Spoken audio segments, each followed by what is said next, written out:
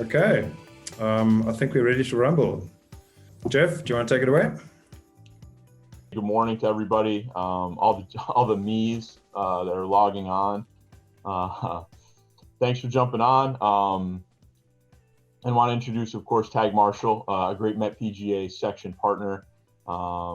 They've had what I would view as a ton of success already in a short amount of time here in our section at great facilities across the country, including Baltusrol, and we're right over the river in New Jersey, and we're lucky to have Ryan Fountaine with us this morning to kind of review that success that they've had. So again, just thanks to everybody for taking a little time on what feels like a summer day here in New York, and I'm sure a lot of you have golfers, but a little time to listen first to Bodo Cyber, the CEO of Tag Marshall, and then a nice presentation from Ryan Fountaine. So thanks a lot, guys, for today. Jeff, thank you so much, and thank you to you and the team for spreading the word a little bit for us. It's much appreciated.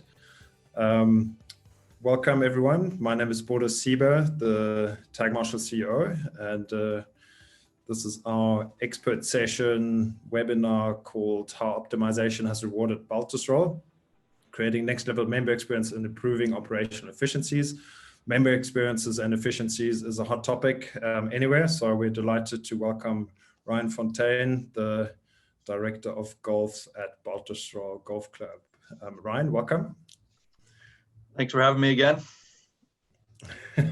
It's a pleasure. Ryan is saying again because he joined us for an education session where we had Ryan as a private club representative and Jim Lombardo from Erin Hills representing the Daily Fee Resort space at the PGA show this year. I always want to say last year, but it was this year. And also, this is unfortunately a pleasure that we won't have in January, given that we now live in a virtual world. But Ryan, give us a quick introduction on yourself and your fantastic operation. Sure. I'm in my fourth year as a director of golf at Baltusrol. Prior to that, I was the head pro at Arcola Country Club for 3 years. And then prior to Arcola, I was actually an assistant at Baltusrol Golf Club. So actually finishing kind of my 8th year at Baltusrol. I know a few of you have been here before. It is a 36-hole facility. We do about 35,000 rounds, give or take 1,000, depending on the weather. So very active, heavy guest play. About 45% of our rounds of golf played at the club are guest play. This year was actually, strange for everybody. A little more inconvenient for us because we closed our lower golf course for the entire year for a restoration project. So we put all of our play on the upper golf course in 2020. So Tag Marshall was even, a more important resource than it has been in the past few years. So we're just wrapping up our season through October. We did about 25,000 rounds, which is a massive amount of rounds for us, only about 10,000 off what we would have done on both golf courses. We made some adjustments going into the year with the amount of guest play we were going to entertain. So about 20,000 of those rounds were member golf and 5,000 kind of guest rounds. But we've hosted 17 majors over the course of about 125 years. We've got 2 more coming up, the 2023 KPMG Ladies PGA Championship, and then we're scheduled to host the 2029 PGA Championship again. And those will both be on the lower golf course, which we expect to be open sometime in May of 2021. Thank you for the intro. Just give us a quick view on what we're looking at here. This photo that our team has picked. That's I PGA think Champs, is it? That looks like 05 and Phil winning the PGA Championship on Monday morning. Nice one. And at that point, were you already engaged? I didn't do the math now. No, I didn't get here until March or April of 2010. So okay. I missed the 05 PGA. I was at Arcola for the 2016 PGA. So I've missed the last 2 majors by a couple of years, but was here in 2018 for the US Junior Amateur. but you've got a few coming up. Yep. Just tell us quickly about the renovation that you guys are running. It's very extensive. Yeah, so we hired very fancy as well. Yeah, we hired Gil Hance about 2 years ago to do a master plan for both golf courses. So we closed about a year ago, right about this time last year, and started with some tree removal, and then this year we moved into redoing all the tees, bunkers, greens. We put the precision air units under all the greens so we could heat and cool and drain them a little bit quicker. So that's gone, you know, on schedule, on budget, with the plan of being open in May. And then our tentative plan is to do the upper in the summer of 2024. Okay.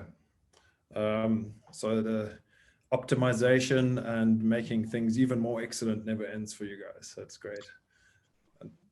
And I suppose that's what we're going to talk about today as well. Ryan, thanks for the fantastic intro. Excited to have you. Before we get started, just for those of you who don't know Tag Marshal, let me do a quick introduction. So we are an on-course optimization system with a particular focus on managing the traffic on course. And at this point, we work with around 300 facilities. We track a lot of golf and obviously learn from that as well.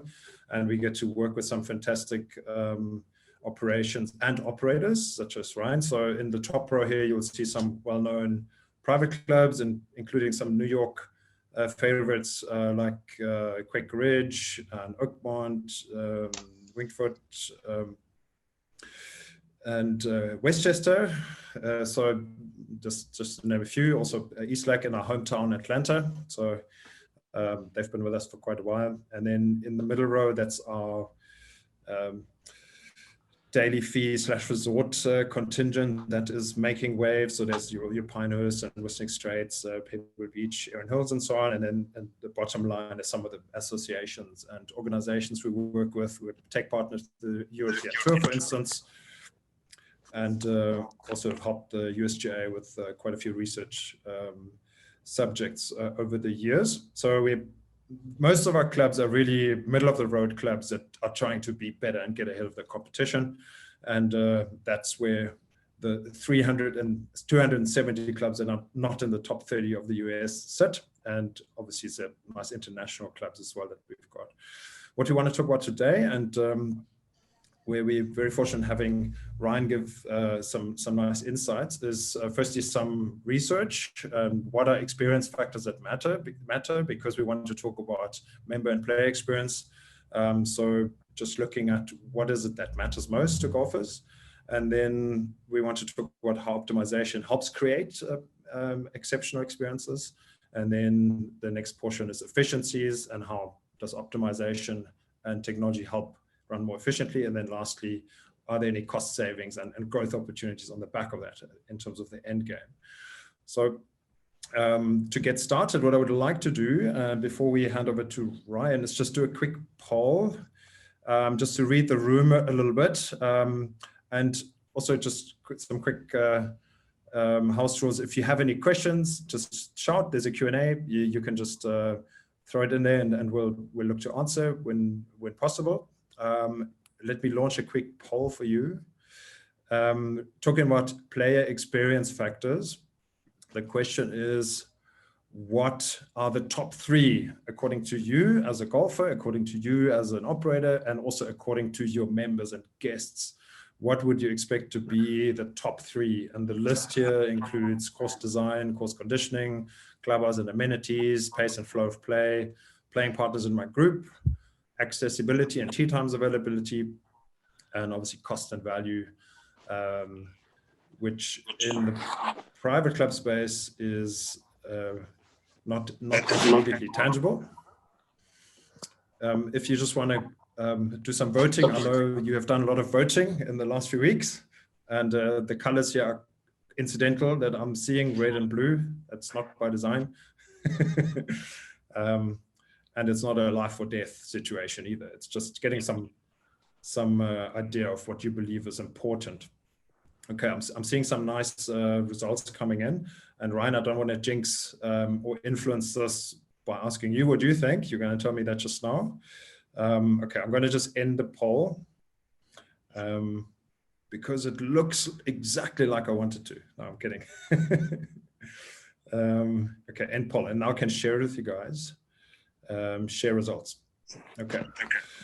So we've got course conditioning and pace and flow of play and accessibility and tee times availability coming out tops. Ryan, from your point of view, what would you have voted as the top 3 play experience factors? I think probably pretty similar: course conditioning, pace of play, and then I'd probably have course design rated a little bit higher, but pretty similar.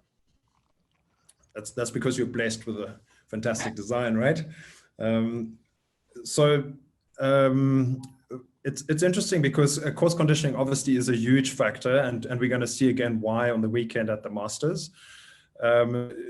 Has this impacted you guys a lot over the last, say, 10 years that you've been involved in terms of budget allocation, and you're making this design adjustment now, and I'm sure that there's conditioning improvements that you're running alongside that. Is this a super hot topic and always a big budget pot as far as your operation is concerned too, I'm sure? Yeah, I think course conditioning is always kind of at the top of our list of priorities. The restoration project was, some of it was about the conditioning, some of it was about how far we kind of deviated from our original tilling house design, and our desire to get back there. But yeah, that's probably one of our highest priorities. No, that makes a lot of sense. So there's a Q&A comment that points out that cost and value doesn't seem to be much of a concern for our small sample group. Yeah, I would wager in saying that in the private club space, that is not immediately tangible. But the moment you go daily fee, that's where it matters immediately, right? So cost and value is a big factor. And again, then it comes down to what are the other things that are key to my experience that will make this club shine and actually define the value for me. Because sometimes a $40 round is really expensive and bad value, and sometimes a $400 round is perfect value. Okay, but let me stop the share, and then let's look at some of the research, what the research is saying. And it's interesting, and really enough, you guys are right on the money, because the USGA's broad-based research that they've done shows that 82% of players believe course conditioning is a crucial enjoyment factor, and that comes out tops. And but very close to that is pace and flow of play, and also the time it takes to play as a key factor. So now, as operators, what we want to do is marry the two, right? We want to have a really nicely conditioned course, and then present it as best as we possibly can. So there's some more research that was done, and one of those studies was published last year at the Golf Innovation Symposium, which was held in Tokyo, Japan, because Tokyo, Japan was the would-be host of the Olympics, where obviously golf was going to feature this season. Unfortunately, that's pushed out, much like the Ryder Cup. And these researchers had dug into 1,000 touch points that they defined that form part of a golf experience. And they wanted to evaluate which ones really matter and which ones are frustrating players and which ones are delighting players and which ones sort of float in the middle. And what they found is that the top delighter is positive ranger or marshal etiquette. You would never have thought, you would have thought conditioning, hands down, but that is the thing that delights people the most out of 1,000 touch points, simply because it's probably so unexpected. And on the other side of the spectrum, with whatever it was, 15,000 people quizzed, corrective pace of play actions, overall worst score, and that is a marshal coming over and saying, hey guys, you're slow, pick it up. Players hate that and it frustrates them, but at the same time, other people's speed is worst rated in terms of experience factor. So that's a conundrum, right? Because players are saying, give us open tees, give us a good playing speed, but don't come and correct us. So we have to find a way so we can do that well, and we can do it positively, because that's what people are asking for. You're not surprised by this, Ryan, because obviously that's something that you guys have invested in, and you found a way of catering to that. Is this something that you would have thought is as emotional for all the players that you've gotten to know over the years? What is your sense on that? It's a sensitive topic when you're approaching a group or an individual about their, pace of play on the golf course. We opted for the unit, not a two-way unit. So we just decided as a staff, if there was an issue on a golf course, we're better equipped to go out and talk to the members or whoever might be in the group.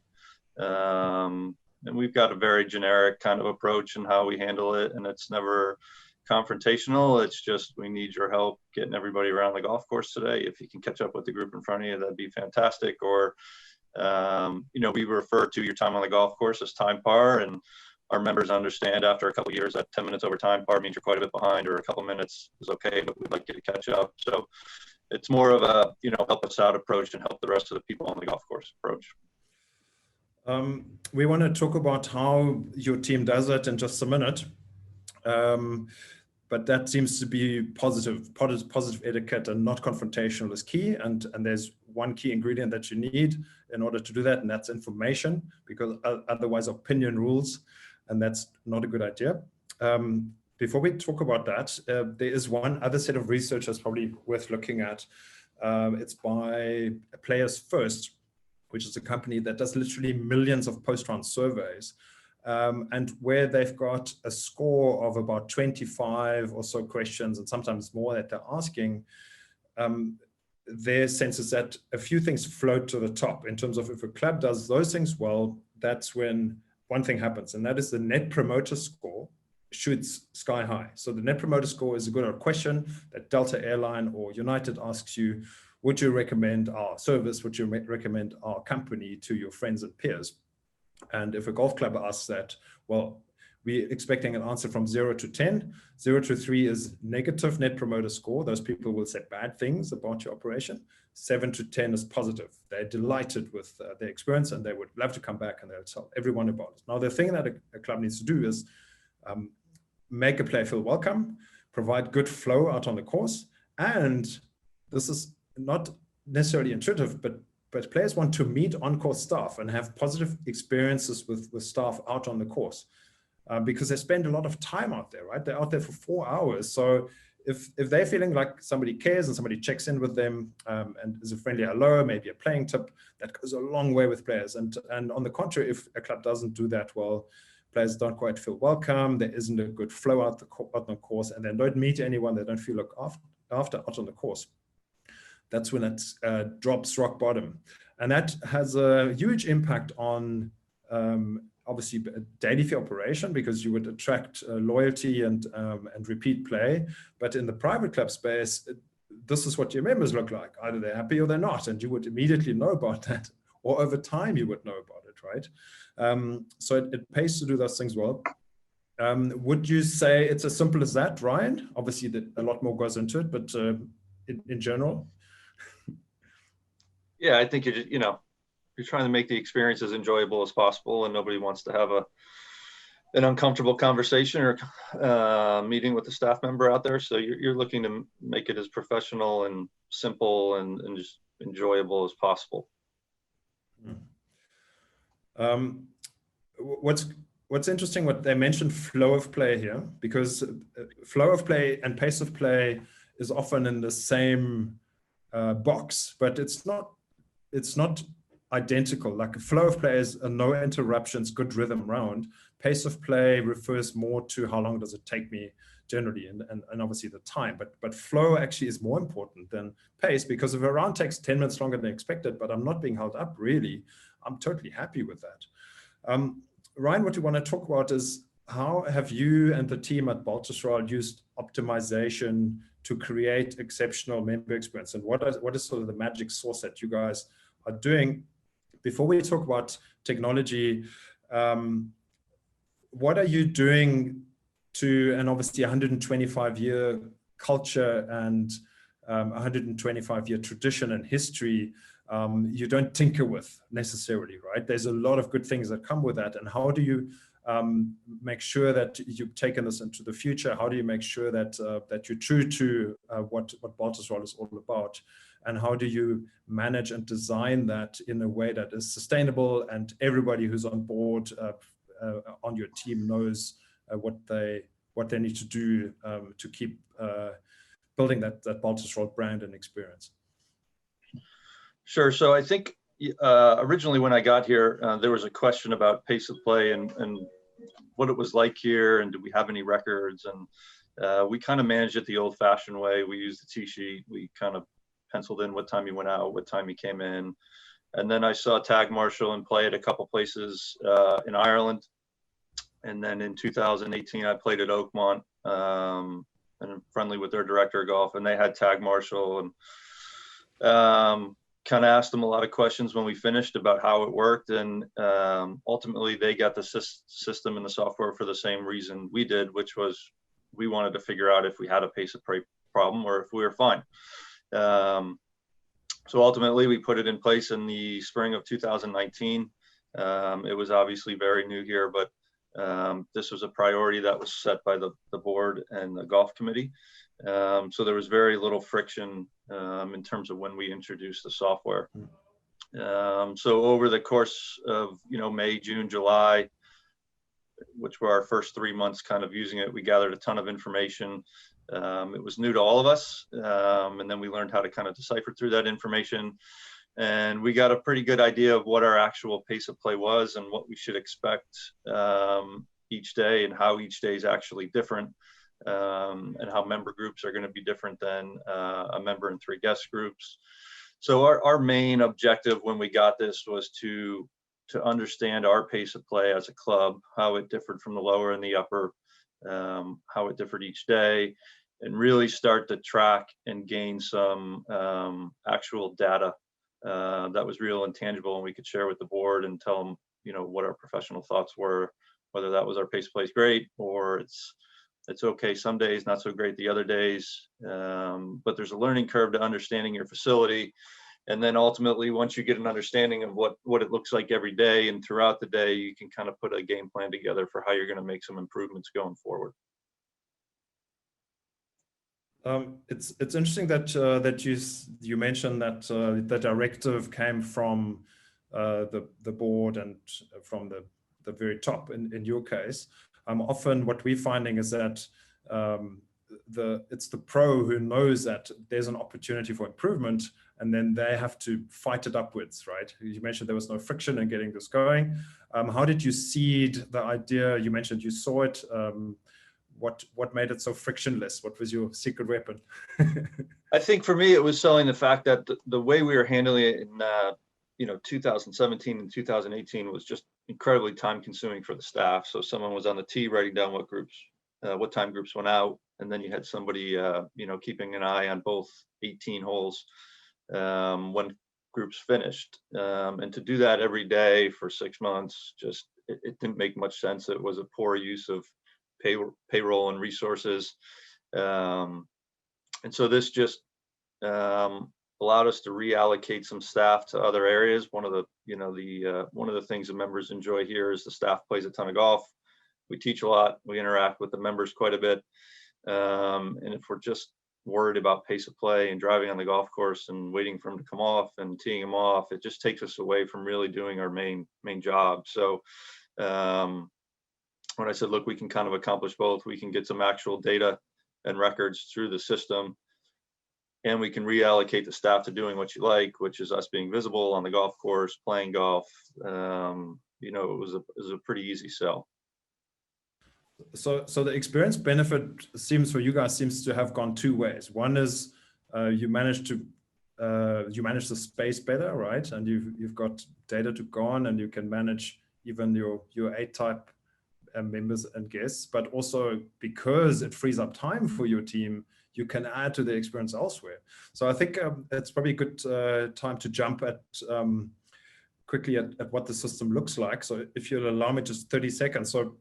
So what Ryan is referring to is the Tag Marshall system uses, and at Baltusrol they went with these classic tags. Other clubs like Eastlake, for instance, are using 2-way units that send data to our system. A club that would do more kart rounds has a choice of either tracking these with a classic install tag or using what's more like a traditional GPS screen that we also offer. And those units send information about the playing group's movement to our server. The server then processes that. We've got a number of algorithms that run and make sense of all this data, because data in itself really is just a big table, but it's about what you do with it and how do you visualize it so that it can empower people. And the people that it empowers is really the staff and management at the club who have access to this data in real time.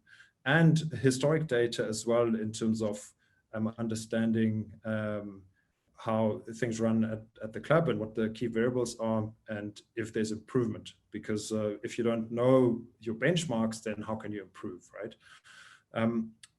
So that leads us into our next section, how technology optimizes operational efficiencies. You mentioned already that you wanted to drive some savings in hours and free up time. I think let's just jump to this. So this is what things look like for you, more or less. What are we looking at? Which of your courses is that one, Ryan? That's the upper golf course. That would be a very pleasant picture to see. There's a lot of green.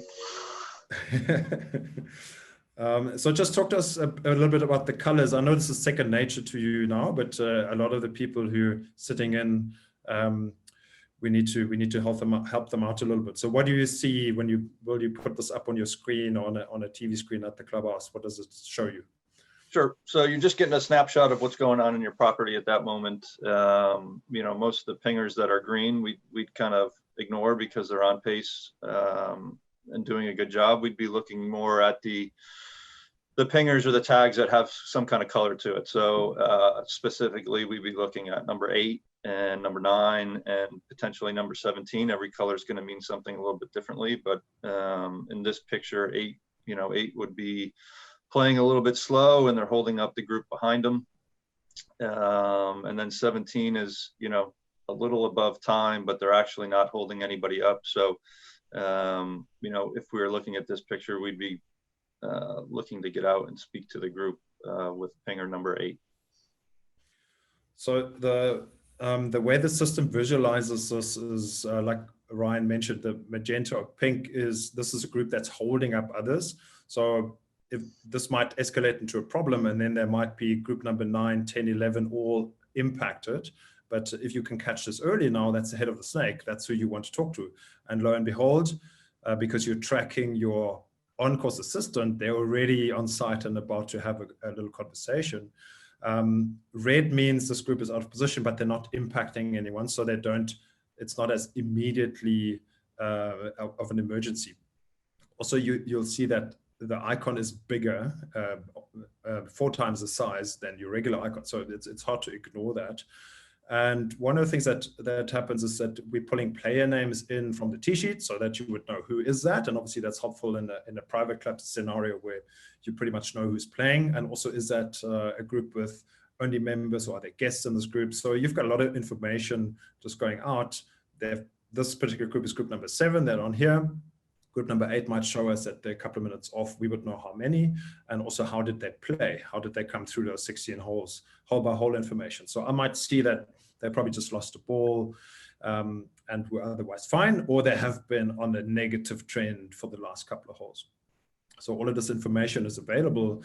And in the past, Ryan, you mentioned that you used to put a lot of manual effort into trying to make sense of the space, and it needed eyeballs, and you still probably weren't at the right place at the right time. So how has that changed for you? Is it working, and is it making you more efficient? And maybe also talk quickly what the person that actually goes out, what they have with them. We've got an example up here with a person with a little iPad. So what does it look like, and what has this done to your interactions with the players? Yeah, I mean, previously when we rangered, it was kind of the old-fashioned way of drive the golf course backwards, find the big gaps, and try and close them as best as possible. But to drive both golf courses 36 holes would take you 2 hours by the time you kind of waved and said hello to every group. So finding an issue, you may find it might take you 2 hours or an hour and a half before you find it, and at that point it's already had an impact on other players on the golf course. With this system, we're able to identify the issues kind of as they're happening. So you can see things change by the minute, and kind of address them as needed. And on a great day, if there's no issues on the golf course, then the staff is doing other things, and I don't need to schedule people to be out there all day. So for us, we know when we have a high guest round day and there's going to be 100 guests on property, we're going to have more issues than if we're on a Saturday or Sunday morning and we're members only. So we can kind of schedule our time accordingly based on what day it is and what we expect the pace of play to be each day. In terms of our interactions with the slow group, it's evolved. At this point, everybody knows that we have the system and we use it every day. We actually have this screen visible in a few places, minus the portion on the right where you can see the names. We just have the golf course view up where you can see all the tags. So over time, we've created this awareness that the staff is watching, and we always know what the pace is like. And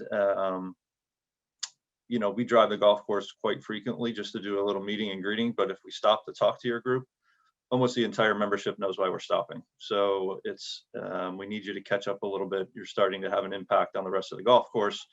And at this point, people are really open to those conversations, because everybody's had a slow round and nobody likes to be the guy that's in charge of everybody else having a poor experience. So we've had great cooperation. And like I said, it took a little time for people to understand, but as they've seen the system in use, they have a greater appreciation for why we're out there. And quite honestly, the fact that we're out there driving around is probably half the battle. They know we're making an effort to make the pace better and the flow of the round better. And as you move forward with the software and Tag Marshal, there's definitely some awareness amongst the membership that you are watching and you are pretty diligent about what the pace is going to be, and there's a lot of cooperation. That is great, and what I would probably commend you on is that, and most of our clubs are actually like this. You and your board went out to say, well, we want to do excellence wherever we can, right? So here's an opportunity to do things better, and it's not because we have a problem, and it's not because there's a fire. We just know that there's a better way of doing things, and that is something that is a very clear trend. Most of the clubs that we work with, they're not here to fix a problem. They're here to do things as best as they possibly can and be proactive around it. What I would like to do now, Ryan, is just to look at some of the data that sort of underpins your operation, because what we look at now is live data, but obviously our system now collects this and makes sense of it over time. So this is the July of this season, and then on the right I've put July last year next to July of this year, and the one thing that you can see, where last year you had around about 1,400 rounds, because your traffic was spread over both courses. This year, one course closed. You knew that you were going to get more rounds in. Your rounds are up by 35%. You mentioned earlier that you on 25,000 rounds this year on a single course, when normally you do 35 more or less on two. So it's extremely busy. But what I think is remarkable, normally when it gets this busy, you would expect things to slow down, right? Because that's what happens in any traffic situation. If you're at an airport, if you're out on the road, if it gets busy, things slow down. You might say that this season with COVID gifting us single riding, that would have had an impact. Yes, that's had an impact at many operations, but it's got no impact on you guys, because that's not how you play, right? It's walkers, caddies, a traditional space. So for you to have 35% more traffic and still improve. So what we're improving here is the on-pace percentage, and what you're also doing better is the couple of rounds that are 30 or 40 minutes over has literally shrunk to zero. So even though 35% more traffic year on year, your on-pace is improved by 16%, your average round time is improved a little bit. That's not the end game. The end game is to balance the course and make sure everybody out there has a great experience. So to what extent do you guys use this data to check in with your team and to check, are you efficient? Do Do you check this sort of thing daily or weekly or monthly, end of season? And how has that helped you, perhaps also with reporting to your members and to your board? Sure, I'd say this kind of report, or this view you're looking at now, we'd probably look at maybe every other week or monthly. It's kind of a snapshot of the whole month. You know, we did learn some things from the first year to the second year. You know, specifically this year, we were high member play. Almost 85% of our rounds of golf were member play. And so historically, members play a lot faster than a member and 3 guests. So that was one reason for some major improvement this year. The second thing is that, you know, last year when the system was new, we tracked everything. We tracked every round of golf. We tracked all our outing rounds on Mondays. We tracked the one-day member guest.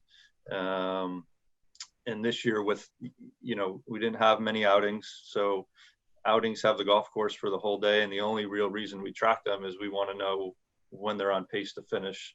We're less concerned about the outings finishing in 4 hours and 12 minutes. It's usually 120 people, 30 groups. So we know they're probably closer to 5 hours. So we wouldn't track quite as many of those this year.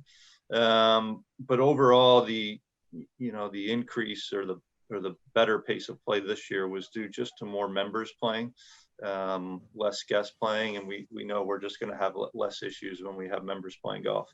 You know, what we would do with this report is we'd look at if there were some really bad days on here, you know, where the average crept up over 4 hours or 4 hours and 15 minutes, 4 hours and 20 minutes, we'd want to know why. And each one of those days you can click on and get a pretty detailed view of what happened that day. And over time, you start to see some patterns develop, whether it's specific individuals, specific times of the days. Our pace of play in the morning is usually great. It's higher member play. And then between 11 and 2, it's a little bit higher guest play.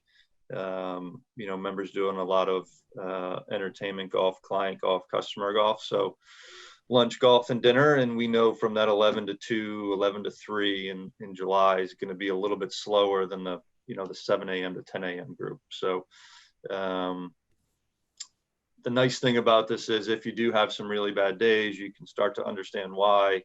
And if you have to have a tough conversation with a member, you have all the information you really need. You know, I could look at any member's profile and figure out how many times they played, how many times they were on pace, how many times they were over pace. Were they the reason it was slow? Were they being held up? So you just have so much data and, you know, some really accurate statistics to have conversations with. So if for whatever reason you didn't have a system like this and 35% more play this year, I mean, you mentioned that more member play obviously is helpful, but it probably would have meant some challenging days for you this season. So you led into the webinar and saying that with the one course closed, you knew that you could rely on your team and you knew what to do because you were prepared based on what you'd learned last season. So is this, are you now ready to tackle the next course renovation, and you know that that you can handle the additional traffic that comes your way, the other direction? Yeah, I think, you know, we learned a lot this year going through the restoration, and I think we had a great plan in place. And then when COVID hit, we kind of just ripped the plan up and started from scratch. But you know, we handled 25,000 rounds of golf, and it worked well. It was a lot of golf for one golf course in 1 year, but certainly some lessons learned that we'll kind of implement in 2024 when we do it again. Sure. And I hear somebody asking for a holiday soon because it was a hell of a year, right? Yeah. I was joking with you, Ryan, that you maybe got a bit gray since we last chatted at the PGA show, and you actually confirmed that. So yeah, it has been a testing year. So yeah, just to close our conversation, and thank you so much for the insight. So how does this all translate into cost savings and enhanced growth? Like, why would you invest in something like this? But quickly tell us about this famous room. And also, I believe when we first started chatting to you, you had a bit of a fire to clean up. Yeah, so that's our grow room. It's one of the original rooms from about 100 years ago. It's got the names of all the club champions in there and some of our other major events. And we did have a clubhouse fire last July, so about 15 months ago. So between the fire, the restoration, and COVID, it's been a tough stretch. But yeah, in terms of excuse me. In terms of cost savings, we really didn't look at the software as a way to save on payroll specifically. I know when I did this with Jim Lombardo at Erin Hills, that was one of their goals, was to see if they could get 2 or 3 more groups out of a day, and that made a big difference in his budgets. Our ultimate goal was to have a better experience, figure out what our actual pace of play was, have a better understanding of our property. And for us, that has equaled kind of a better allocation of staff and hours to other places where members see more value. So for us, that means more playing golf, more teaching, more time with junior golf, more time meeting and greeting members, which was really the ultimate goal. We never approached this as a dollars and cents kind of program where we wanted to save money. We ultimately have, because we've been much more efficient with our staff. But for us, this was all about the experience of the members, and how do we make it better? How do we understand our property? How do we understand pace of play? The better the experience is for the members when they're here, the more likely they are to come back sooner. So I think that's every golf professional's job, is to make the experience great and make the members or your customers want to spend more time at your facility. And I think that's where you see some significance in payroll savings, and efficient staff and more rounds of golf. Yeah, I think Ryan, you illustrated quite well in that. We saw earlier that pace of play, if we do it well, it's a fantastic experience enhancement. So you're providing that, but also spending more time where it matters is a fantastic experience enhancement. That's really what your club's about, right? So if there's a tool that helps you be more efficient on both counts, that has to be a winner. And you've got data to back your improvement. I think, there's time for a few questions. So if you would like to pose any, throw them into the chat. And I've got one more poll while you think of some questions. And this is a very cheeky poll, but the poll is if you had an extra $900 budget a month, it's probably less, where would it make the biggest impact? Part-time staff or labor hours, how many can you buy with those? Not that many. Optimization technology, not mentioning names. Course conditioning, does $900 even make a dent? Food and beverage improvements, marketing promotion, what could you do with it? Let me just try and launch that second poll. Let's see. I just want everybody to start thinking about what to do in 2021, because it's coming, and then hopefully good news about vaccine, and hopefully we'll be able to carry some of that momentum that golf has gained this season in terms of higher interest, more players dusting off their clubs. We want to carry that into the new year, but we need to provide the best possible experience, right, into the future, even if there's higher demand, and especially if there's higher demand. So where would you put, if you had a bit more budget, where would you put it? What would you invest in? So here's some poll results coming through. Okay, I've got a Q&A question that I'm going to look at as well. Okay, chat question.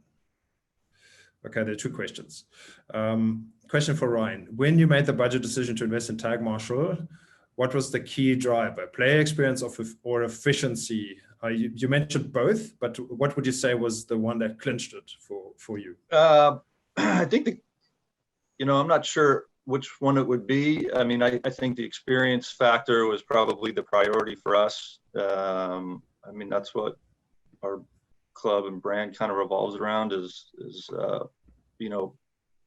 being excellent every time somebody's here. So that was our ultimate goal, was just to make the experience better.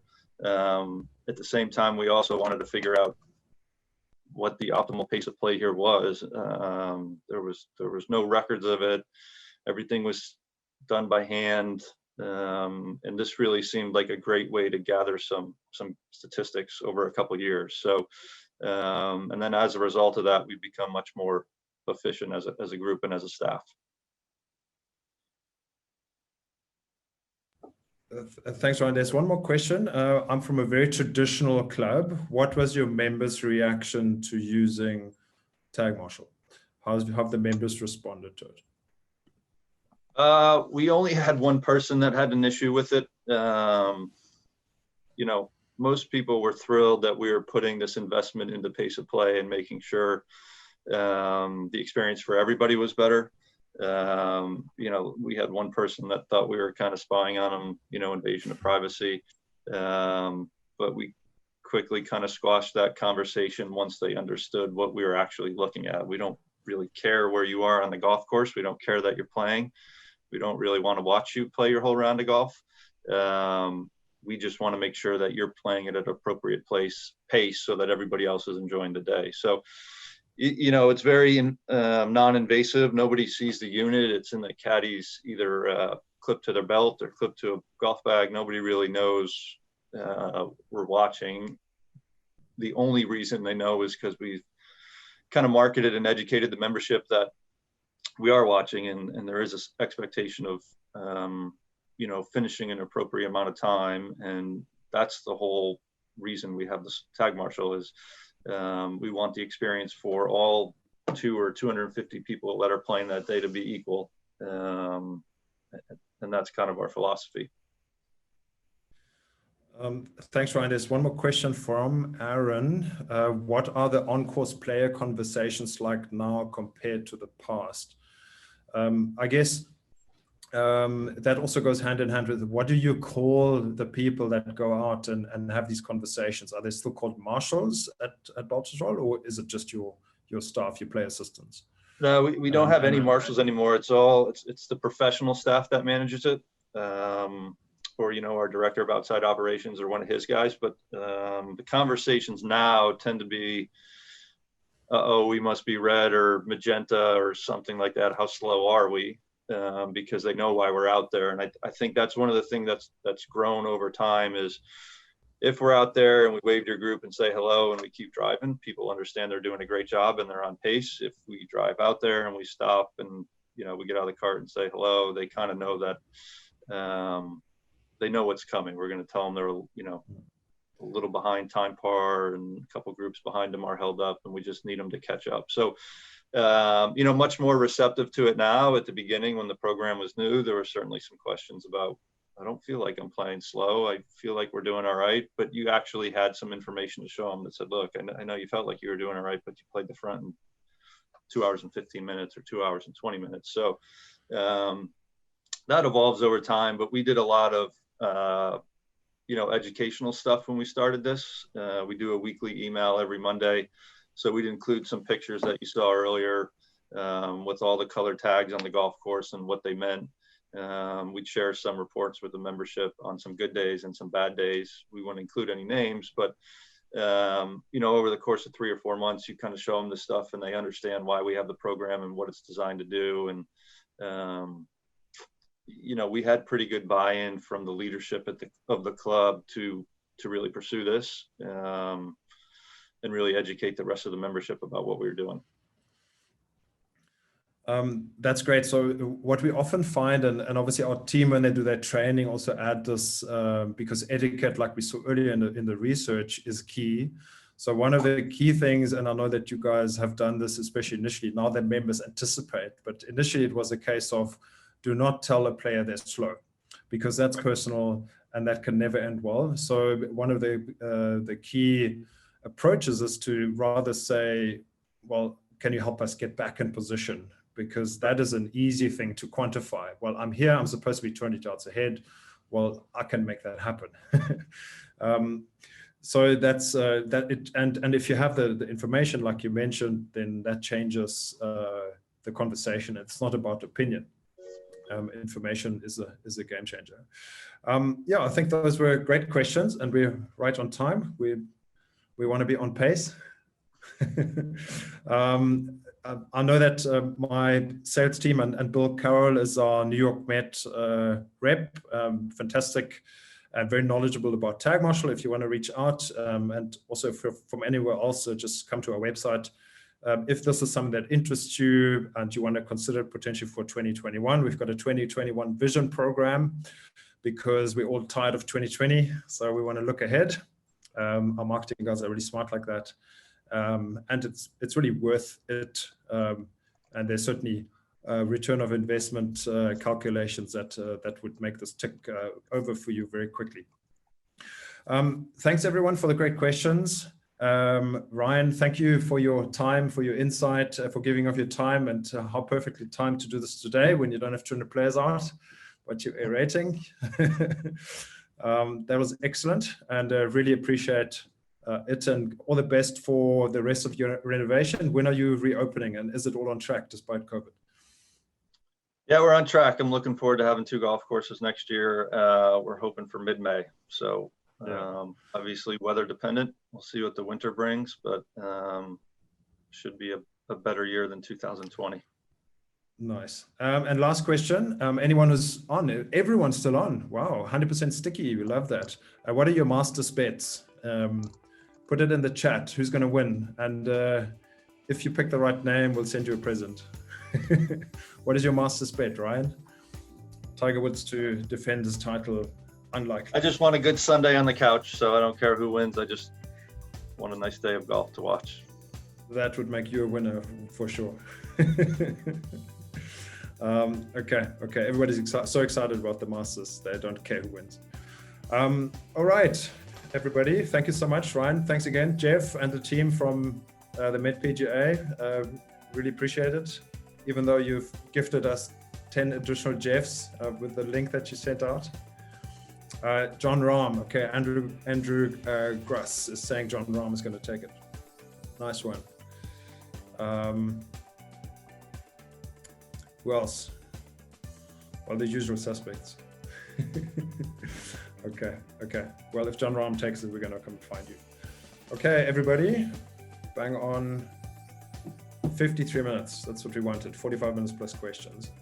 Ryan, thanks again. All the best, and we hope to see you soon. Not at the PGA show, but we'll make sure that we take a trip to your neck of the woods once it's safe again to do so. And all the best for the rest of the year and for the rest of the renovation as well.